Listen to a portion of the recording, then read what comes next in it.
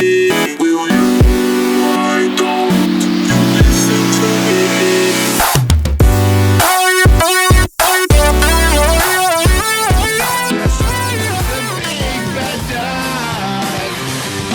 The bounty hunter.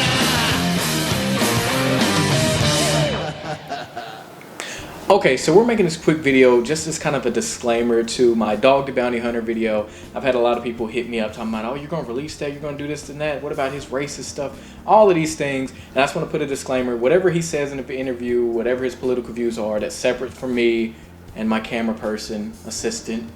It's all separate, so I just want to put that disclaimer there.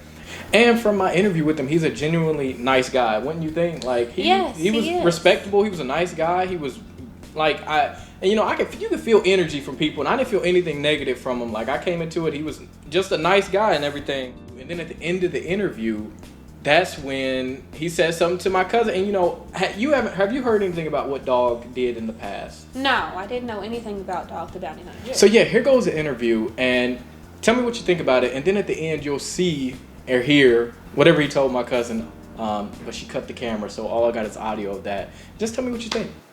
I appreciate you coming on the show, sir. Oh, thank you so much. I like your boots as well. Thank you, bro. Those are really nice. So my first question for you is, what inspired you to start doing bounty hunting? You need to read my book. It's a long story. Really? Yeah. Okay. So it's in there. It's in your book. Yes, sir. What's the name of your book? You Can Run, But You Can't Hide's the first one. Okay. And Where Mercy is Shown, Mercy is Given is the second one. Mm-hmm. The first one hit #1 on the New York Times bestseller, and the second one hit #4. Mm-hmm. Okay, that's nice. That's nice. Thank you. You'd like it. You should read it. Oh, yeah, I'll check it out. So, could I ask, what was it like bounty hunting? And you still do it, correct? Yeah, 40 years this February. Wow, that's amazing. So, what is it like being out there in the field? Is it like a rush of having to catch these fugitives, or what is it like for you? Well, I like to do it. It just makes you feel good. You can either get the crime off the street, and then you try to fix the guy to make it where, or the girl where they don't do it again. So, yeah, but now as I get older, I think the best part is when they say, Dog, you ruined my life for crime, and thank you. So that, I feel great. That's good. That's very good. So, what advice would you give to like anybody that want to go into your field of bounty hunting? They should be a police officer or the FBI. Don't try what I do. Really? Okay. Yeah, I don't want the competition. Yeah, oh, you don't want a competition? I want to stay the best, screw the rest. That's what's So up. if you want to be in law enforcement, be a police officer or FBI or something like that. Definitely. And then I know you've come to Paducah before. Do you remember that city? Yes. Okay, that's my hometown. So what'd you think about it? I loved it. It was very nice. Yeah, people are very nice. There's only one spot, and I won't say it out loud, but there's one spot I do not like. Really? But the rest of the United States is great. Oh, okay. I feel it. So were you down there doing any work, or were you just... No, we were working down there. We had a couple guys that had allegedly sexually assaulted children. Oh, wow. And the town helped me catch him. They're like, "Where, Dog? You let us find him. We'll bring him to you." And they absolutely did that. I call it I called them the lynch mob. They loved it. Oh, yeah. They brought the guy actually to us in the parking lot. Yeah. That's nice. That's nice. Yeah. And then I guess one question is about your time in Mexico. That's kind of like where you got a lot of publicity and the Mexican government arresting you and all this. So, like, how did you feel during that situation, like being in a federal prison and getting extradited and all that stuff? Well, I chased a guy named Andrew Lustard, Max Factor's great-grandson. He was convicted of 87 counts of rape. I'm half Apache, so I tracked him to Mexico. I got arrested for catching him. I stayed in Jalisco prison. One night, the warden came to me and said, "Pedro, at 5 minutes to 12, that gate's not going to close. In other words, go." And so I ran with my sons. So he let you out? Yes. And so I came back to the United States 2 years later. They hit me with a warrant for running from Mexico. Well, in the United States, how stupid was that? Right. So Judge Pineda, who was my judge, heard that I had to make bail in the United States and wrote back America and said, "Oh, by the way, charges are all dropped." So that's why every day I say, "Viva la Mexico." And I loved it down there. It was yes. Hawaii and Mexico is exactly on the equator, exactly apart. The only thing they don't have in Mexico is the trade winds. But the people, I love the atmosphere, the law. The only thing bad down there is the cartel drugs, and of course we got the Ku Klux Klan here. So, they're no worse off or better than America is. I hate to be political, but I hope to God the wall gets built because 86% of the drugs come from that area. And the people are absolutely fantastic. It is kind of really a Catholic system, and they do siestas, they pray, and you know, it's bad stories that we hear about them. They are one of the greatest people in the earth is in Mexico. I still get letters from a lot of people that I met there. I learned poquito Spanish while I was in jail there. Oh, yeah. You know, and I met some real gangsters and in jail, and I still get letters from them. So I was treated very fairly. I really loved it. That's good. And then I saw where you wrote, like, you never want to go to federal prison because that's like the worst of the worst. Well, federal prison, they search you every 25 steps. Really? And I'm like, how stupid is that? You know, I think they just want to see naked guys. Because, I mean, if you're a killer that, you know, that should be treated like that, I could see it. But it's a waste of taxpayer money, waste of time. Every so many steps, they make you take your clothes off, get searched. And I said, you just like to see naked boys, what's wrong with you? So it's a bullshit, you know, at least the one I was in.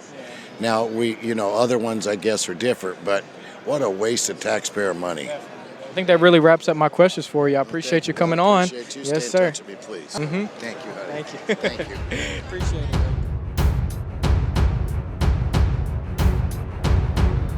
Boy, you are. How old are you? How old are you? I'm 20. Boy, you are gorgeous. Yeah. Because you're 20, you're a baby, but I'm old enough to be your grandpa.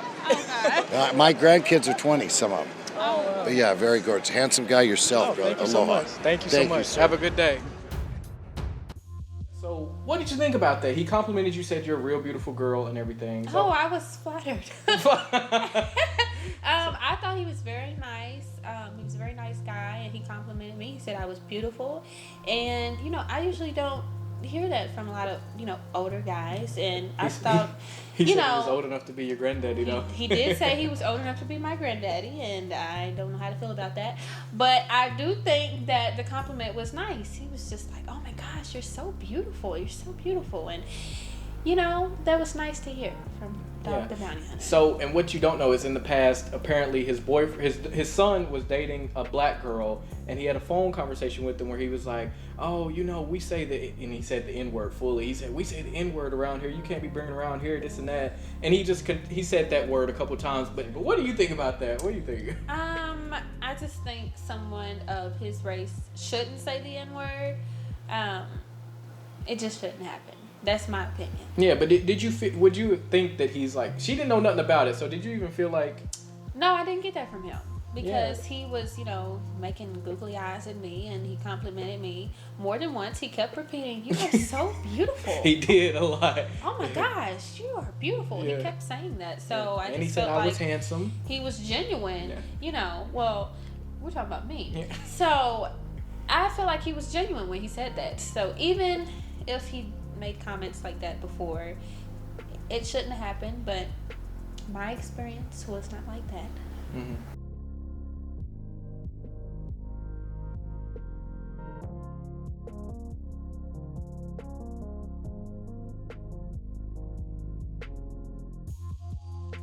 How did that make you feel hearing that whole audio? It made me feel like he most definitely is a racist, because the way he said it was with a lot of hatred. He said it kind of hard, and I just don't agree with him saying that he didn't mean it as calling us, what did he say, scumbags or whatever. That word is a racial slur, period. So what is that, his compliment? Now how do you feel about him complimenting us? I don't feel anything now. Really? Yeah. That just made you lose it. It just cancels out anything you say good about me, because You don't think I am a black woman. you don't think he could have felt regret after that came out and changed his ways? Most people feel regret when they get caught, not for what they said. Right. Yeah. So they really feel that way, but it's the fact So that after meeting it's him, out do there. you feel like, because at first you never heard that and you thought he was a real genuine person, so now after hearing that, but still with that, I do feel like he thinks that I'm beautiful. He said it, and I am most definitely beautiful. So I do feel like he was genuine when he said that. But hearing his racial comments, I can't say that his comment makes me feel any kind of way, because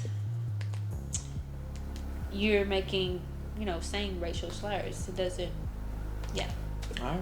Well, you heard it here first. Just wanted to get a reaction of somebody that never heard any of that, and because he complimented you and us, me too. So I just wanted to get see how that would, just put it out there, because it's different. So that was my Dog the Bounty Hunter interview. Hope you enjoyed it.